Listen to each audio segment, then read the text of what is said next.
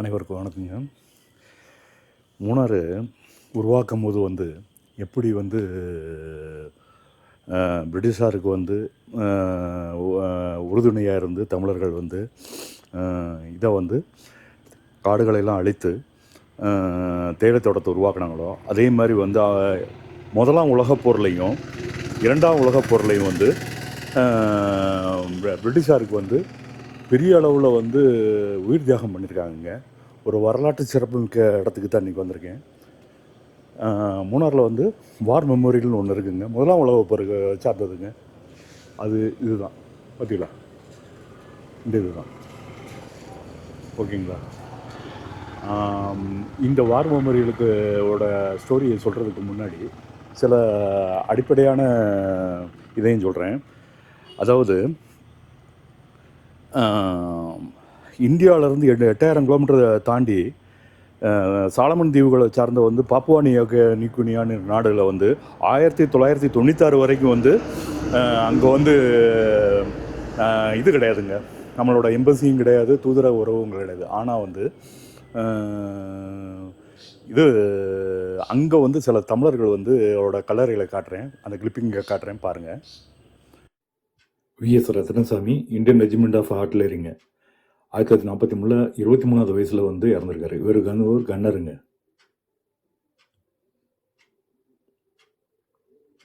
அடுத்து ராயப்பன், இவரும் இப்போ 14th May 1943 இறந்துருக்காரு. இவரும் ஒரு கன்னர் தான்.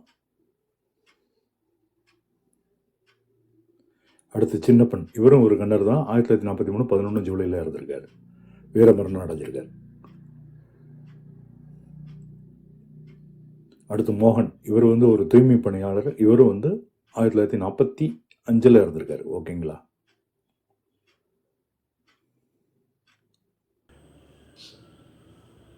ஓகேங்களா, பார்த்தீங்களா.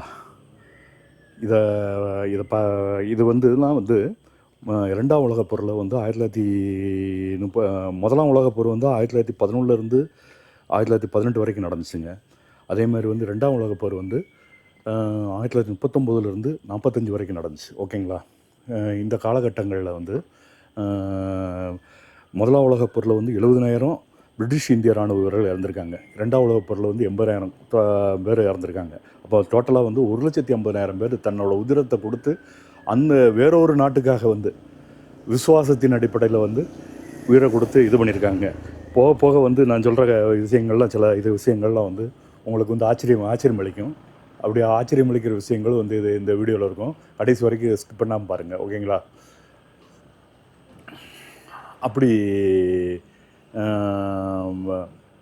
இது ஒரு பிரிட்டிஷார் எழுதிய வந்து ஒரு புக்கு வந்து நாம் படிக்க கிடச்சிங்க.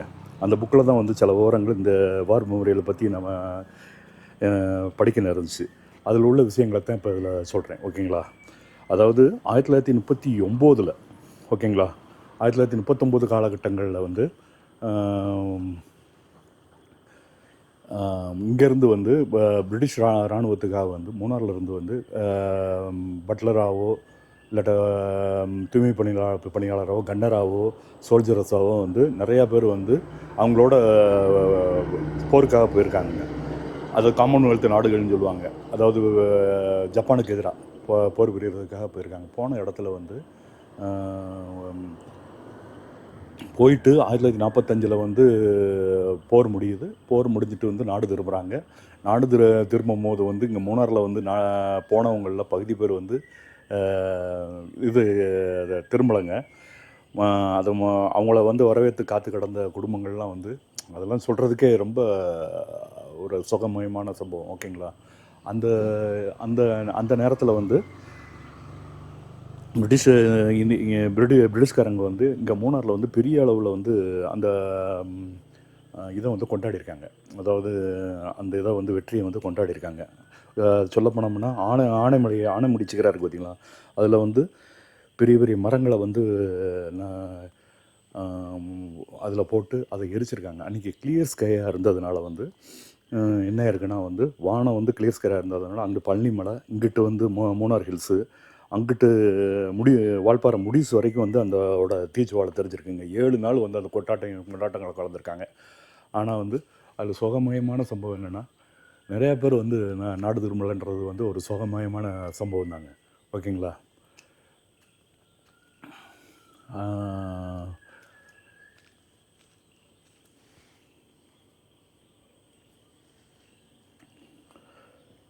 அதே மாதிரி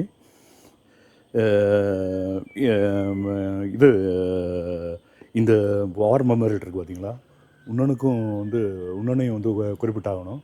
ஒரு வார் மெமோரியல் இருக்குல்ல, எதிர்த்தாப்புல தான் வந்து எம்எஸ்சிஐ லிமிடெட் மூணாவது சப்ளை அசோசியேஷன்றதுக்கு இது காலனி ஆதிக்க பீரியட்லேருந்து இருக்குங்க.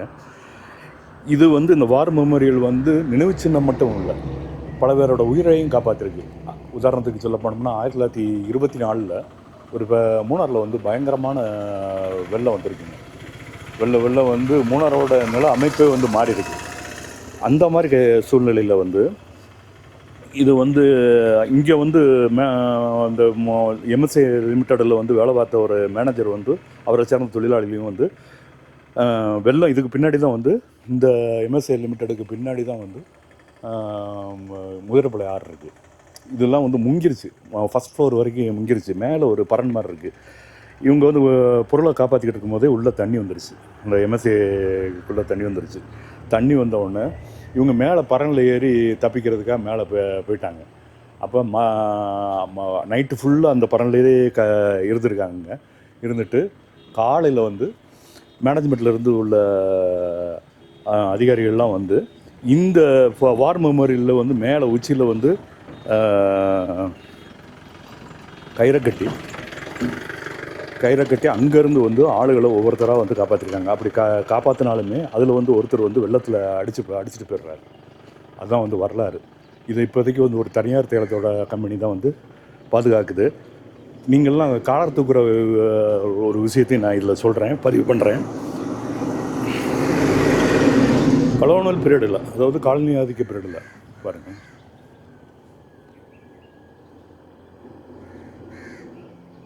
தெரியுதா?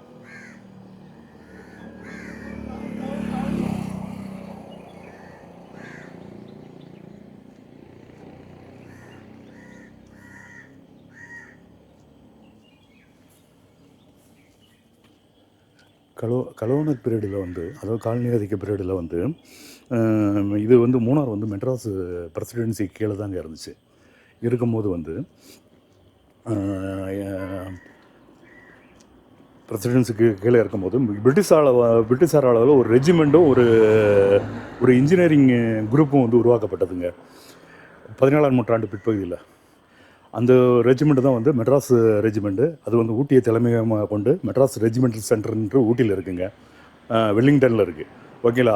இன்னொரு இன்ஜினியரிங் குரூப்ஸ் வந்து சென்னையை தலைமை இடமாக கொண்டு மெட்ராஸ் பயணியர்னு ஆரம்பிக்கப்பட்டு, ரெண்டாவது வந்து மெட்ராஸ் சேப்பர்ஸ் பேர் மாறி அடுத்து வந்து மெட்ராஸ் இன்ஜினியரிங் குரூப்ஸ்னு பேர் மாறி இப்போ வந்து இட வசதி பத்தாதனால வந்து 19ஆம் நூற்றாண்டு முற்பகுதியில் வந்து அது வந்து பெங்களூருக்கு இடமாற்றம் செய்யப்படுதுங்க.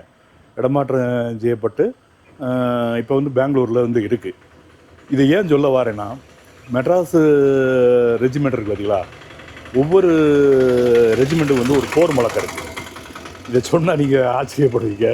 ஒவ்வொரு ரெஜிமெண்ட்டுக்கும் வந்து ஒரு போர் முழக்கம் இருக்குது. அதில் மெட்ராஸ் ரெஜிமெண்ட்டோட போர் முழக்கம் என்னன்னு தெரியுமாங்க? வீர மதராசி அடிகொள்ளுன்றது. ஓகேங்களா? அதேமாதிரி வந்து இந்த நான் சொன்னேன் பார்த்தீங்களா, அந்த இன்ஜினியரிங் குரூப்ஸுக்கு சொன்னேன் பார்த்தீங்களா, அதோட இது வந்து போர் முழக்கம் வந்து ஒரு முறை மெட்ராஸ் சேப்பர்ஸ் என்றால் எப்போதும் மெட்ராஸ் சேப்பர்ஸ் தான். இது தமிழில் தாங்க இந்த போர் முழக்கு. தென்னிந்திய மொழிகளில் தமிழில் வந்து போர் முழக்கம் இருக்கிறது வந்து தமிழுக்கு மட்டும்தாங்க இருக்குது, வேறு எந்த மொழிகளுக்கும் கிடையாது. அதேமாதிரி இந்த 2 ரெஜிமெண்ட்லேயும் வந்து இப்போ வரைக்கும் வந்து 60% தமிழர்களால் தான் வந்து தான் சோல்ஜர்ஸாக இருப்பாங்க. மீதி 40% வந்து கர்நாடகா, ஆந்திரா, கேரளாவை சேர்ந்த ஆளுகளாக இருப்பாங்க. அதேமாதிரி இங்கே வர்ற ஆஃபீஸர்ஸு, ஓகேங்களா, அவங்க ஹிந்தி ஆஃபீஸர்ஸாக இருந்தாலும் வந்து தமிழ் கட்டாயமாக வந்து படிக்கணும். எனக்கு இது கேட்குறதுக்கு ஒரு சோராஜ்யமாக இருக்குல்ல. இந்த தகவலை இங்கே இந்த வார் மெமோரியலில் சொல்லணும்னு நினச்சேன், சொல்லிட்டேன். ஓகேங்களா?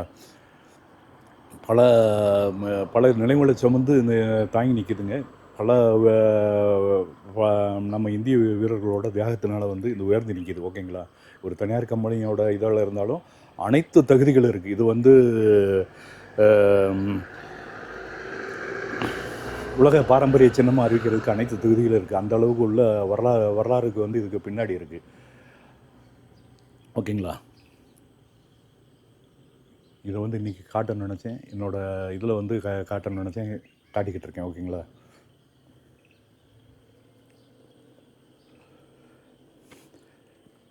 ஏன்னா இது சுவராஜ்யமாக இருக்குல்லங்க. மெட்ராஸ் ரெஜிமெண்ட்டில் உள்ள போர் முழக்கமும் மெட்ராஸ் இன்ஜினியரிங் குரூப்ஸில் உள்ள போர் முழக்கமும் வந்து கொஞ்சம் சுவராஜ்யமாக தானே இருக்குது. ஓகே. அதேமாரி இந்த போர் நினைவு சின்னத்தில் வந்து வருஷம் 1918க்கு பிறகு ஒன்றாம் உலகப்போர் முடிஞ்ச பிறகு வந்து ஆங்கிலேயர்கள் வந்து போப்பி டேன்னு வந்து நவம்பர் 11 வந்து மெழுகுவர்த்தி ஏந்தி போப்பியோட ஃப்ளவரை வந்து தன்னோட கோட்டில் குத்திட்டு வந்து மெழுகுவர்த்தி ஆங்கில குடும்பங்கள் வந்து பண்ணியிருக்குங்க. அதுக்குள்ள காரணம் வந்து ரெமம்பரன்ஸ் டே, அதாவது நினைவு கூறும் நாள்னு வந்து இதை கொண்டாடியிருக்காங்க. ஓகேங்களா? அந்த நினைவு கூறும் நாளில் வந்து என்ன சம்பவம்னா, போர் முடிஞ்சு ஒரு சமாதான உடன்படிக்கை ஏற்பட்டு முதலாம் உலகப்போர் வந்து நடந்து சமாதான உடன்படிக்கை நடந்ததுனால வந்து அது உயிர்நீத்த வீரர்களுக்காக வருஷம் வந்து போப்பி டேன்னு வந்து கொண்டாடுறாங்க.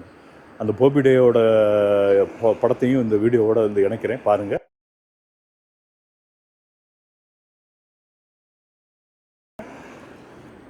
ஒரு இராணுவ குடும்பத்திலிருந்து இந்த ஒரு வீடியோவை வந்து நான் பதிவு செஞ்சது ரொம்ப பெருமிதம் கொள்கிறேங்க. அதேமாதிரி அந்த போரில் உயிர்நீத்த நம்மளது இந்திய வீரர்கள் 1.5 லட்சம் பேருக்கு வந்து வீர வணக்கம் செலுத்தி உங்களிடமிருந்து விடைபெறுவது உங்கள் கமர்தீன். தேங்க்யூ. இந்த பக்கம் இருக்கிறது வந்து தெரிகிறது வந்து ரோப்வேங்க. இங்கேருந்து டாப் ஸ்டேஷன் வரைக்கும் வந்து ரோப்வேல இருந்திருக்கு. இது NH-85 பாதை. ஓகேங்களா? இதில் தான் வந்து இந்த போர் நினைவு சின்னம் இருக்குது. வந்தீங்கன்னா கட்டாயமான முறையில் வந்து இந்த இடத்த மிஸ் பண்ணிடாதீங்க. ஓகேங்களா? தேங்க்யூ.